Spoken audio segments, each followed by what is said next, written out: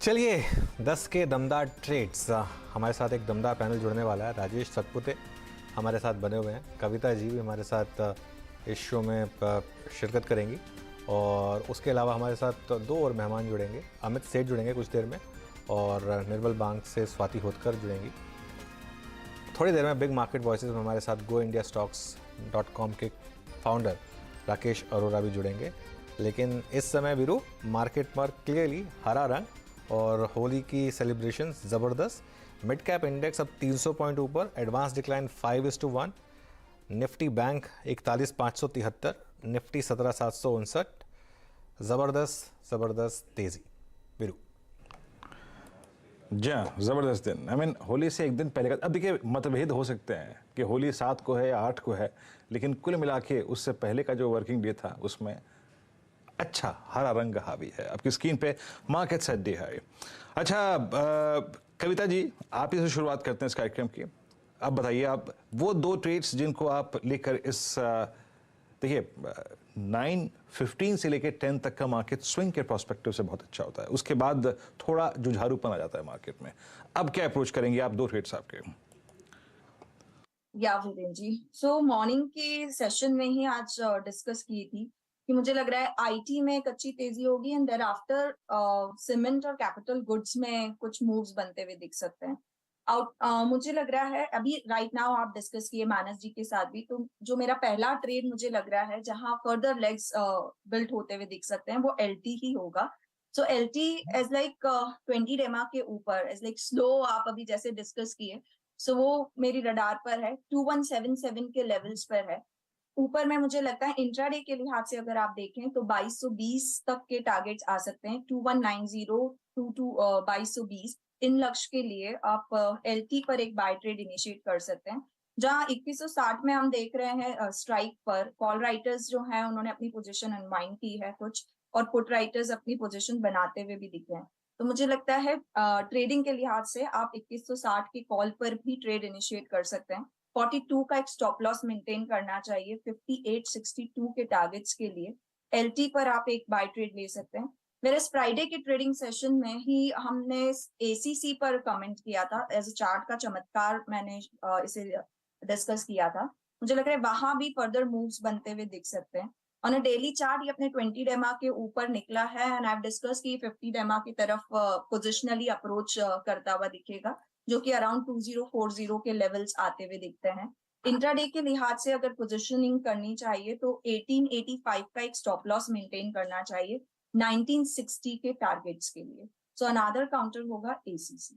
जी हाँ, okay, ACC आपकी screen पे। अच्छा, ये वक्त होली का है और रंगों की बात ना करें और रंगों के साथ हंसी मजाक ना हो तो थोड़ा अच्छा नहीं लगेगा। कभी कभी अमूमन मैं, आप या हर कोई कुछ ऐसा पहन लेता है और उसे पहनने के बाद कहीं ऐसी जगह पहुंच जाता है कि उसे अचंभा होता है कि यार मैंने आज क्या पहना हुआ है, और इसने भी यही पहना हुआ है। एक बार अनुज को रखिए स्क्रीन पे और एक तरफ कविता जी को। स्क्रीन के बैकग्राउंड का कलर, अनुज का एक एक कलर और कविता जी का। कविता जी, आपने आउटपुट देखा क्या? एक बार ऐसा लग रहा है कि भाई साहब गजब मैच।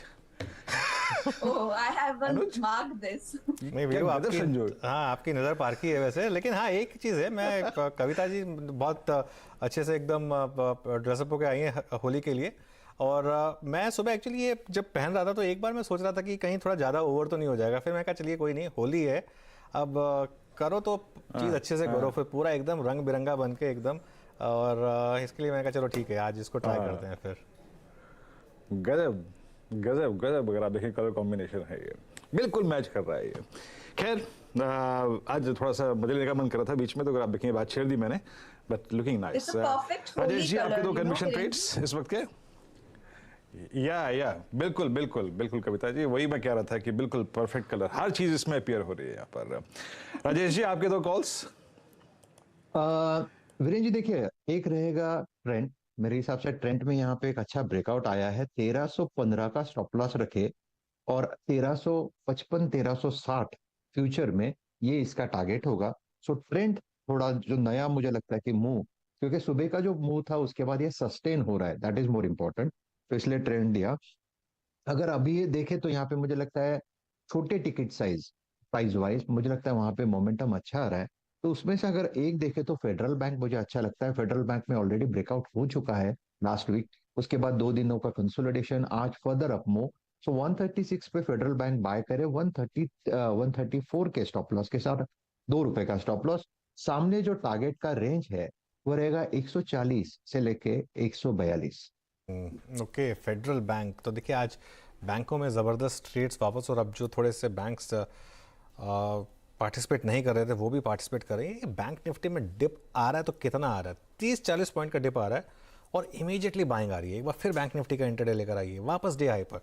अभी गए थे 41,570 तक, ये जो वो जो डिप आई थी उसमें 41,570 तक आया ये, और तुरंत वो जो मूव है उसने अपसाइड में कैच किया और वापस आपकी स्क्रीन पर ये मूव 41,640। चलिए, अमित जी जुड़ गए हमारे साथ और स्वाति जी भी जुड़ गए हैं। आप दोनों को हैप्पी होली। अमित जी, आपके ट्रेड्स? जी Anuj ji, happy Holi. Viren ji, happy Holi to all the co panelist and the viewers. Happy Holi sir, happy Holi. Yes Anuj ji, आज का टॉप ट्रेड रहेगा आरईसी। फ्राइडे को भी चार्ट के चमत्कार में मैंने आरईसी दिया था। यहाँ पे मोमेंटम काफी स्ट्रांग है और ये ट्रेड मुझे पोजिशनली अच्छा लग रहा है, not only for intraday. REC के टारगेट्स काफी ऊंचे आ रहे हैं वीकली और डेली चार्ट्स पे।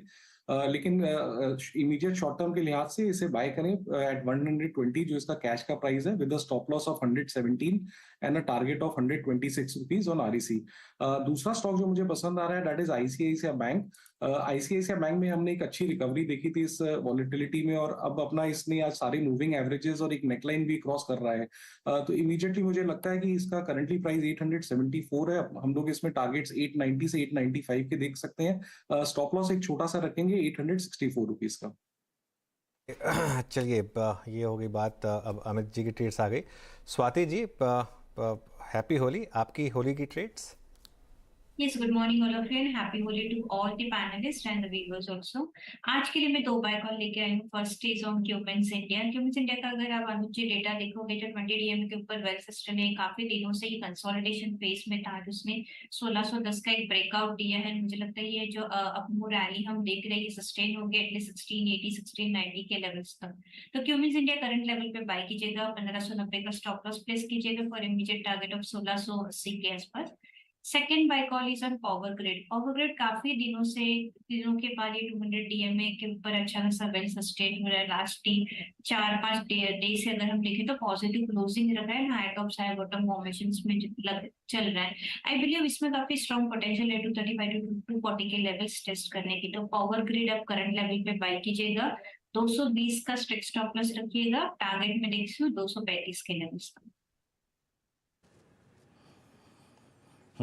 आपके स्क्रीन पे आप देखिए पावर ग्रिड 225.90 पे ट्रेड करता हुआ अच्छा मूव देता हुआ यहाँ पे। अच्छा, थोड़ा सा अगर आप देखें अब बैंकों से और आईटी से निकल के देखें, कुछ और ट्रेड्स अगर लोकेट करने की कोशिश करें जहाँ पे ग्रेजुअली स्ट्रेंथ आ रही है, तो उसमें अभी हमने कुछ देर पहले एक एलएनटी का जिक्र किया था। Let's bring Ashok Leyland now. थोड़े चार्ट चेक और ले लेते हैं जहां पे थोड़ा सा मोमेंटम बन रहा है। अशोक लेलैंड 145.90 पे डे हाई की ट्रैजेक्टरी मार्केट ट्रेड करता हुआ 20 डिमा की रेंज को क्रॉस करता हुआ ये इंप्रेस कर रहा है। एक बार आप आरबीएल लेके आइएगा। ये प्रकाश सर ने गुरुवार को ट्रेड दिया था, बहुत ही उम्दा ट्रेड दिया था, बहुत लोअर एज पे पिक किया था, और अब ये पूरी की पूरी 19th ऑफ जैन के बाद की ट्रैजेक्टरी जो है वो पार कर रहा है। राजेश जी, एक बार जरा टेक दीजिएगा आरबीएल बैंक पे। आप आई होप उस दिन पैनल में थे जब प्रकाश सर ने कॉल दी थी, मेरे ख्याल से 158-159 के आसपास। अब ये रेंज ब्रेकआउट देता हुआ कैसे अप्रोच करेंगे आप इस स्टॉक को इस वक्त? वीरेंद्र जी देखिए, अप्रोच तो डेफिनेटली लॉन्ग साइड का ही रहेगा। आरबीएल मेरे रडार पे सुबह भी था, लेकिन मुझे लगा था क्योंकि ये जनरली क्या होता है, ये घूमता जल्दी है। लेकिन यहाँ पे देखिए जिस तरह से यहाँ पे वॉल्यूम से अभी गैदर हो रहा है, ओपन इंटरेस्ट डाउन है, तो दैट सिंपली शोज कि यहाँ पे रेंज ब्रेकआउट मिलेगा। 170 के ऊपर कहाँ तक जाएगा, 180 182 का अनफोल्ड कर रहा है, तो it's buy in RBL.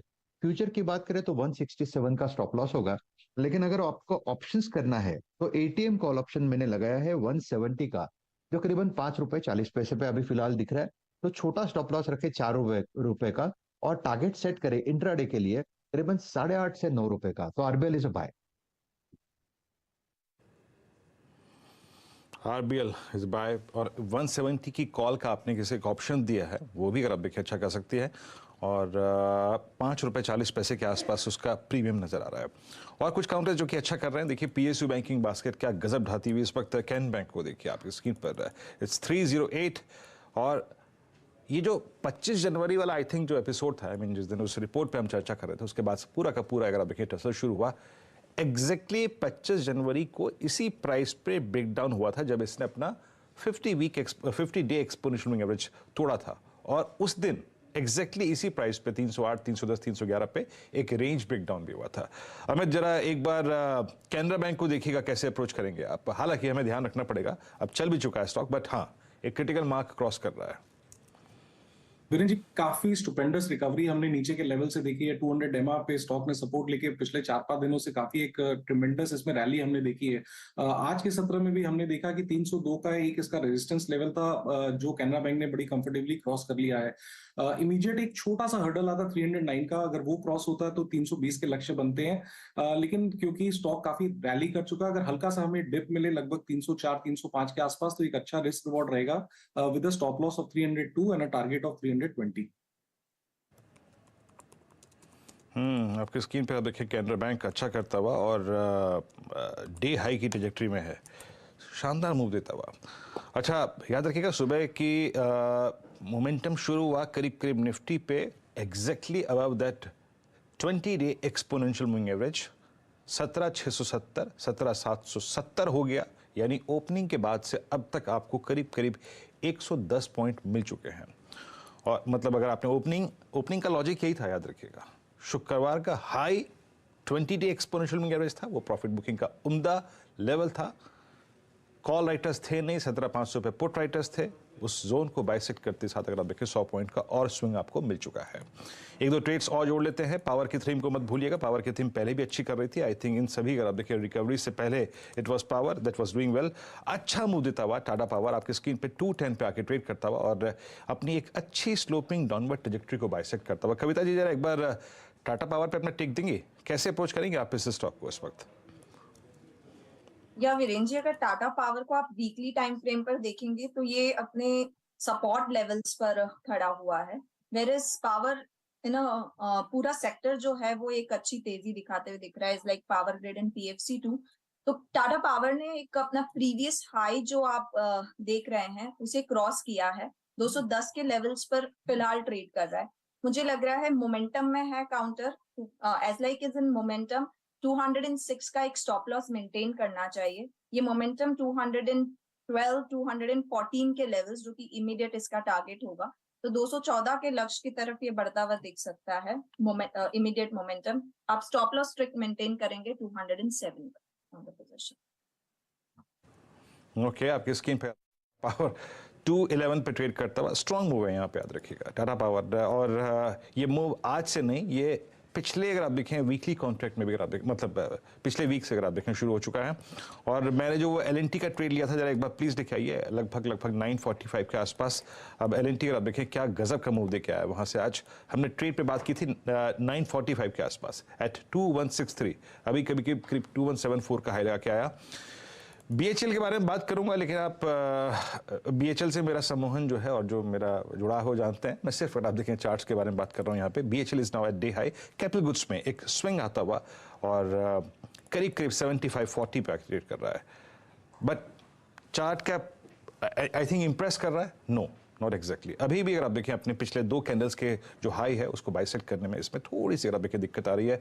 But SBI को देखिए, SBI अब सुपर स्विंग देता हुआ डे हाई के क्लस्टर में आके ट्रेड करता हुआ। जरा एक बार राजेश जी SBI पे अपना टेक रखिएगा। अभी कुछ देर पहले मानस ने इस पे कॉल भी दी थी। अब कैंडल बहुत स्ट्रांग होती हुई, अब कैंडल उस 25 जनवरी वाली कैंडल में मैं इंतजार कर रहा था कि इसी लेवल पे बात करूंगा, एग्जैक्टली एट 567 आप उस 25 जनवरी की कैंडल को स्ट्राइक कर रहे हैं। आपका टेक? वीरेंद्र जी देखिए, बहुत स्ट्रॉन्ग चार्ट है। इनफैक्ट परसों के दिन में जिस तरह से यहाँ पे आप कह सकते हैं कि जो मूव मिला है वो इतना जबरदस्त है कि यहाँ पे एक बेयर ट्रैप सिचुएशन है। मुझे लगा था प्रोबेबली सुबह थोड़ा हल्का होगा, लेकिन बिल्कुल हल्का नहीं हुआ है। इनफैक्ट जहां खुला उसी लेवल से यह घुमा है। तो यहाँ पे देखिए इंपॉर्टेंट सपोर्ट था 565 जो रेजिस्टेंस था। Now it will act like a support, so it's a buy in SBI। आपको स्टॉप लॉस रखना है 560 का, और अकॉर्डिंग टू स्विंग इसका पहला टारगेट होना चाहिए 585 का। और अगर वो भी निकल जाए तो मुझे लगता है फिर वो ये पोजिशनली 600 को चेस करेगा। तो एक नजर आप 570 के कॉल ऑप्शन पे भी रख सकते हैं।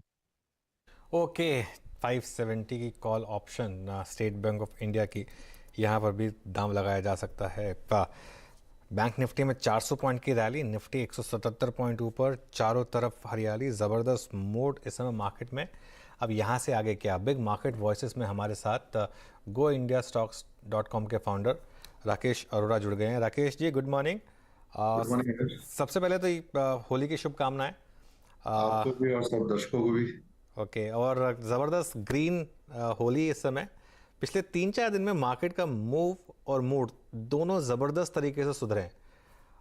आपके हिसाब से क्या चेंज हुआ? एक तो ऑब्वियसली वो अदानी ग्रुप का शायद एक फैक्टर रहा होगा, लेकिन और क्या चेंजेस हुए और इस समय आपका मार्केट को लेकर क्या व्यू है? देखिए, ऐसा है कि एक तरह की रिलीफ रैली ही मानी जाएगी अभी तक तो ये, क्योंकि 17,200-300 पे वैल्यूएशन काफी रीजनेबल हो जाता है और मुझे नहीं लगता कि मार्केट 17,200 और 16,800 की रेंज को तोड़ेगा। तो वहां पे बाइंग आना एक संभावना मतलब काफी बढ़ जाती है और वही चीज हम देख रहे हैं। बट क्या 18,000 को सस्टेनेबली तोड़ पाएगा, उसका अभी तक कोई ऐसा प्रमाण दिख नहीं रहा है, क्योंकि काफी अ, अ, जो इश्यूज हैं वो अभी तक रिजॉल्व होते नजर नहीं आ रहे हैं। आप यूएस इन्फ्लेशन का ले लीजिए या इवन डोमेस्टिक इन्फ्लेशन का नंबर ले लीजिए, अभी तक थोड़ा पॉजिटिवली सरप्राइज कर रहा है। तो अभी तक पता नहीं है कि इन्फ्लेशन किस तरह से करवट लेगा। दूसरा, काफी उम्मीद थी चाइना रीओपनिंग से, तो आज वो भी जो उन्होंने जीडीपी ग्रोथ टारगेट सेट किया है वो उम्मीद से काफी कम लग रहा है। और इन सब के देखते हुए कुछ क्लैरिटी नहीं है, तो मुझे लगता है कि मार्केट एक रेंज में ही रहना चाहिए। यहाँ से कुछ ब्रेकआउट देके हम न्यू हाइस पे चले जाएंगे, अभी तक ऐसा नहीं लग रहा है। ओके, ठीक है। With in markets, Rakesh ji, सबसे ज़्यादा जो डिबेट का इशू रहा था वो आईटी पर था, और ख़ासतौर से जो यूएस में बॉन्ड यील्ड्स थी और जो टर्मिनल रेट था उसको लेकर क्या वैल्यूएशन मिलनी चाहिए, क्या रीसेट हो चुका है पूरा या नहीं हुआ है, और इस बीच में यूएस में खुद किस तरीके के आंकड़े आ रहे हैं, इसको लेकर भी थोड़ी सी डिबेट है। आप इस इक्वेशन में अपने आप को कहाँ रख रहे हैं? देखिए, जो इंडियन आईटी स्टॉक्स हैं वो करेक्ट अच्छा हुए थे और उसके बाद एक थोड़ा बाउंस आया है, बट वैल्यूएशन उतना चीप नहीं हो गए थे कि मतलब कि बहुत ही ज्यादा इसके अंदर अट्रैक्शन होता। तो मुझे लगता है कि जिस तरह का भी ओवरऑल मार्केट का व्यू बन रहा है, एक रेंज बाउंड, मुझे लगता है आईटी स्टॉक्स भी रेंज बाउंड ही रहने वाले हैं। जब तक कि हमें यूएस इंटरेस्ट रेट पीकिंग वगैरह पे क्लैरिटी नहीं आ जाती है, मुझे नहीं लगता कि इनफ्लोज इतना कुछ खास आने वाले हैं। और जैसा हम जानते हैं कि एफआईज ही मोस्टली आईटी और बैंकिंग स्टॉक्स को खरीदते हैं, तो जब तक एफआईज वापस ढंग से नहीं आएंगे, ये दोनों सेक्टर में जोर पकड़ना मुश्किल है। और रिटेल इन्वेस्टिंग भी थोड़ी कम हो गई है फिलहाल, तो अभी कोई ऐसा मेजर ड्राइवर दिख नहीं रहा है मार्केट को ऊपर ले जाने के लिए। राकेश जी नमस्कार, वीरेंद्र बोल रहा हूँ, आपको होली की शुभकामनाएं मेरी तरफ से। राकेश जी, जब आपसे लास्ट टाइम चर्चा हुई थी मिड जनवरी में, और I think in 3rd week of January, तब से लेकर मेटल्स में अगर आप देखें अब तक काफ़ी सब्सटेंशियल डिप था। पिछले 4-5 दिन रिकवरी के नाम रहे। आप लोग मेटल्स को कैसे अप्रोच कर रहे हैं इस वक्त? और अगर मैं आईटी मेटल्स को भी बाइसेक्ट करूँ तो एग्जैक्टली इंडस्ट्रियल और साथ ही साथ आयरन ओर सबको, आई मीन हर डिविजन्स को, आई मीन आप कैसे अप्रोच कर रहे हैं? क्या चीज़ करना चाहिए, क्या शॉर्ट करना चाहिए इस वक्त? देखिए, जैसा कि अपना पिछली बार भी जिस तरह से बातचीत हुई थी कि चाइना रीओपनिंग को लेके थोड़ा माहौल सुधरा था, और बट हमने ये भी कहा था कि पहले ही चाइना इंफ्रास्ट्रक्चर पे काफी स्टिमुलस दे चुका है 2022 में, और 2023 में उससे ज्यादा स्पेंडिंग कर लेगा ऐसा लगता नहीं है। दूसरा, हाउसिंग जो है उनका मेन दूसरा डिमांड पुल करता है मेटल्स के लिए, वहां पे अगर देखा जाए तो अभी भी 1.2 बिलियन स्क्वायर फीट का कंस्ट्रक्शन हो रहा है, जबकि एक्चुअल डिमांड, जो रियल डिमांड है, अगर जो लोगों को रहने के लिए जितना चाहिए, वो 0.7 टू 0.8 बिलियन स्क्वायर फीट ही है।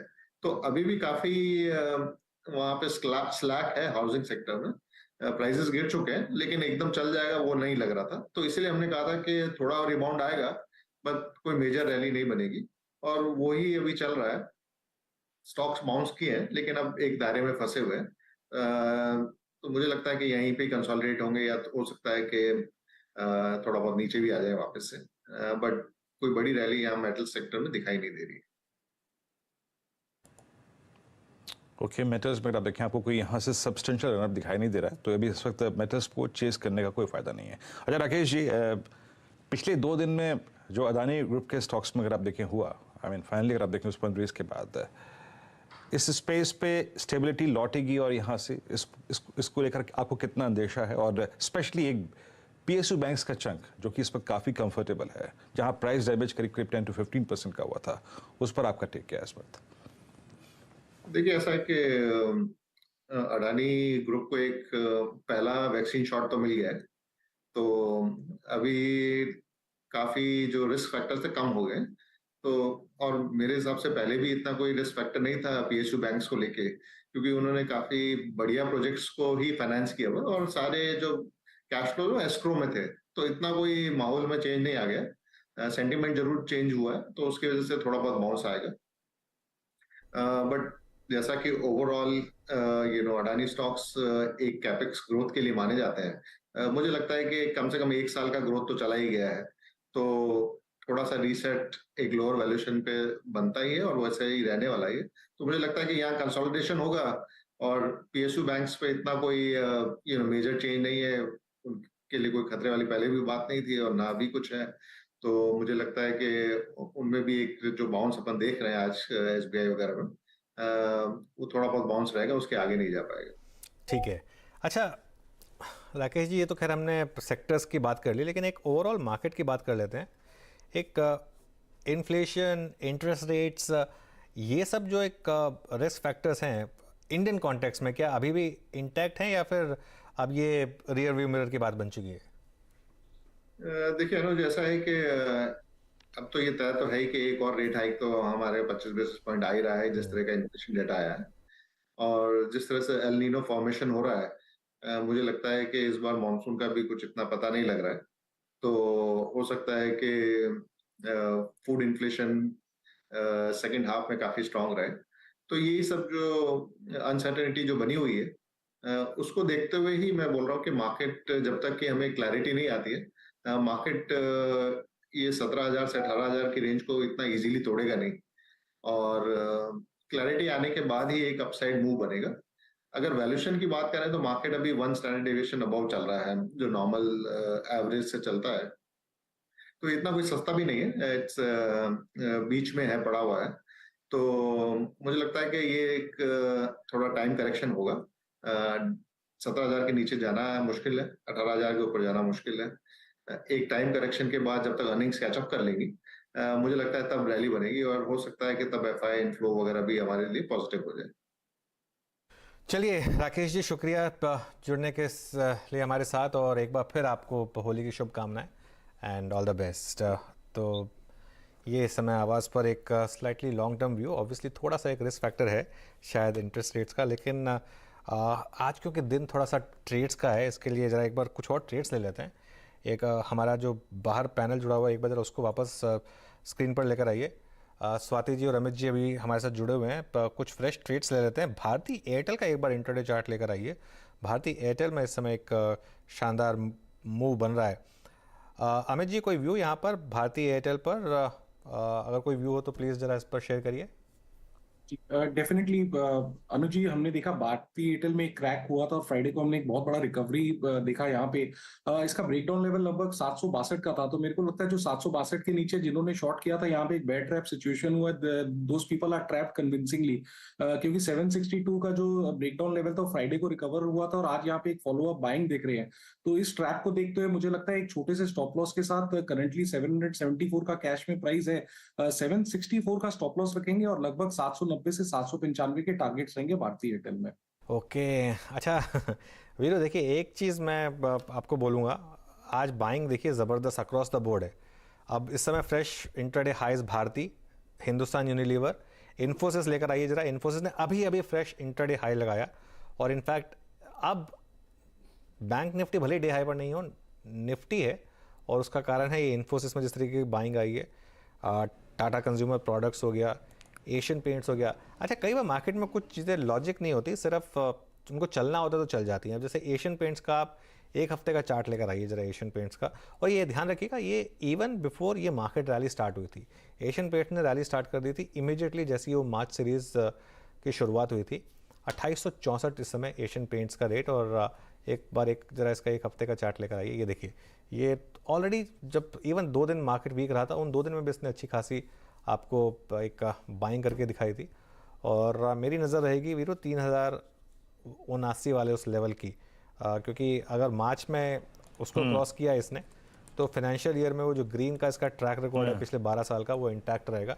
इसके लिए मैं थोड़ा सा इस स्टॉक पर मैं काफ़ी रिसर्च की थी इसके ऊपर, तो इसके लिए बार बार मैं इसको देखता रहता हूँ। तो उसको देख रहा था, काफ़ी इंटरेस्टिंग लग रहा है कि वापस जाने की कोशिश कर रहा है उस लेवल पर। जी हाँ, बिल्कुल कोशिश कर रहा है अनुज। और आई थिंक इसमें बहुत दिनों बाद एक पॉजिटिव क्रॉसओवर है 10-20 डे का। और आज का इंट्राडे याद रखिएगा 2866 का हाई जो है वो एग्जैक्टली इसका 50 डे एक्सपोनेंशियल मूविंग एवरेज है, जिसको ये रिविजिट करेगा 14 दिसंबर के बाद। यानी अगर आप देखें एक लंबी समय अवधि के बाद, करीब 2.5-3 महीने के बाद ये अगर आप देखें अपने 50 डे को अप्रोच करता हुआ। कविता जी, आपका टेक क्या होगा? ये अगर इस 2900 के जोन के ऊपर टिक गया तो कहां तक का अगला स्विंग पॉसिबल है आपको लगता है? स्वाति जी, माफ कीजिएगा। यस, एशियन पेंट डेफिनेटली आज 50 डीएम में क्रॉस कर रहा है। तब वीरू जी मुझे लगता है यस, इसमें स्ट्रेंथ काफी स्ट्रांग है। अपसाइड ये बुल रैली कंटिन्यूड हो सकता है, मिनिमम 100 डीएमए के आसपास जा सकता है, जो कि 2993,000 के लेवल्स के आसपास है। एक अगर मैं इंट्राडे की बात करूं या फिर डेली की बात करूं, तो उसने एक पॉजिटिव क्रॉसओवर दिखाया है डेली चार्ट में, which is a very strong indication technical setups के हिसाब से। तो सेटअप काफी स्ट्रांग है, रिस्क रिवॉर्ड रेशियो भी फेवरेबल रहेगा। दोस्तों अगर interested take a buy call, current level पे आप बाय जा सकते हो। एक 2800 का एक स्ट्रिक्ट स्टॉप लॉस रखे, you can carry your long positions for immediate target of 2980 to 3000 levels. Asian paints आपकी स्क्रीन पर। और जब एशियन पेंट्स का जिक्र हुआ तो पिडिलाइट का जिक्र ना हो, ऐसा अच्छा नहीं लगता अनुज, बात करें तो। अच्छा, पिडिलाइट क्या कर रहा है? जरा प्लीज पिडिलाइट का कैंडलस्टिक चार्ट रखिएगा एक बार आपकी स्क्रीन पे, और पैनल को रखिएगा स्क्रीन पे। पिडिलाइट 2338 मेरे ख्याल से 25 जनवरी के बाद ये भी स्टॉक पहली बार अपने सारे 1020 के ऊपर ट्रेड करता हुआ एक 2.5 महीने की 2.25 महीने की रेंज ब्रेकआउट, और 1020 का अगर आप देखिए पॉजिटिव क्रॉसओवर डेवलप होने के चांसेस है। अमित जी, आपका टेक कैसे अप्रोच करेंगे आप पिडिलाइट को? जी, Virendra ji, somewhat similar to Asian Paints है। एशियन पेंट्स थोड़ा सा ज्यादा स्ट्रांग है, लेकिन दोनों चार्ट्स में हम सेम पैटर्न देख रहे हैं, एक डबल बॉटम और आरएसआई के साथ एक डाइवर्जेंस है। आपने बिल्कुल सही कहा कि 10 और 20 डे को ये क्रॉस कर रहा है, तो मोमेंटम यहाँ पे स्ट्रांग है। मुझे लगता है यहाँ पे एक बार डबल बॉटम से बेस बन चुका है, लगभग नेकलाइन के आसपास है 2340 के। ये अगर क्रॉस होता है तो मुझे लगता है इसमें 2400 से 2450 का टारगेट्स बनेंगे। स्टॉप लॉस हम छोटा सा 2300 का ही रखेंगे। ओके, पिडिलाइट सुबह राजेश जी की भी कॉल थी। एक बार जरा वो HDFC बैंक का वापस लेकर आइए इंट्राडे में, और 1636 वो 1620 की जो कॉल सचिन ने सजेस्ट की थी, वो अभी 37 रुपये का हाई लगाकर वापस आई है। वो 32 और 33 रुपये के बीच में सजेस्ट की गई थी, और अच्छा मोमेंटम इस समय उस कॉल में आपको दिखाई देगा। 1620 की वो इन द मनी कॉल थी, वो थोड़ा सा जो एक कॉल दी गई थी, लेकिन मिड कैप इंडेक्स में शानदार तेज़ी। इनफैक्ट उसका सबसे बड़ा अंदाज़ा आप लगा सकते हैं, अगर आप टॉप ट्रेडेड स्क्रीन देखेंगे तो उसमें एक टाटा स्टील को छोड़कर, और टाटा स्टील भी मोर और लेस फ्लैट ही है, टाटा स्टील को छोड़कर बाकी सारे के सारे स्टॉक्स ग्रीन में हैं। और बस अब एक चीज़ मैं जोड़ूंगा इसमें, यहाँ अब थोड़ी सी रैली जो है वो outside of good quality stocks भी जा रही है। मैं नाम नहीं लूँगा, लेकिन आप टॉप ट्रेडेड लिस्ट जब बनाएंगे तो उसमें आपको कुछ ऐसे नाम दिखाई दे जाएंगे जिन्होंने पिछले 10 या 15 साल में आपकी वेल्थ काफ़ी डिस्ट्रॉय की होगी, और वहाँ पर जब तेज़ी बने तो थोड़ा सा मुझे लगता है कि शायद कॉशियस होना चाहिए। अदानी एंटरप्राइजेस का उस फ्रीज खुला वीरू, और अब 11-11.5% का मूव यहाँ पर इस समय, तो काफ़ी ज़बरदस्त मोमेंट है। चलिए एक काम करिए, अब वीरू और मुझे इजाज़त दीजिए, और अमित जी और स्वाति जी आपका शुक्रिया जुड़ने के लिए। और अब हम हैंड ओवर करेंगे बैटन नीरज जी को, जुड़ चुके हैं हमारे साथ। नीरज जी, दूसरे दिन लगातार मैं आपको बैटन पास कर रहा हूँ, मार्केट एट डेज हाई और ज़बरदस्त रैली, बहुत ही स्ट्रांग रैली, नो डाउट। और सब तरफ, चाहे मिड कैप हो, चाहे बैंक वाले हों, या तमाम स्टॉक्स में बढ़िया रैली, और होली बढ़िया तरीके से बाजार में बन रही है, और ये कंटिन्यू, मुझे ऐसा लगता है कि सेकंड हाफ में कंटिन्यू लग रहा है। आज तो लग रहा है मार्केट में कोई रिस्क फैक्टर दिख नहीं रहा है इस समय। हाँ, मूव बहुत अच्छा है। हाँ, तो ये कंटिन्यू रहनी चाहिए। चलिए इसी मौके पर फिर आपके सवाल जवाब का सिलसिला शुरू करते हैं ट्रेडर्स हॉटलाइन के लिए। लेकिन सबसे पहले इस वक्त देखते हैं क्या हेडलाइंस है।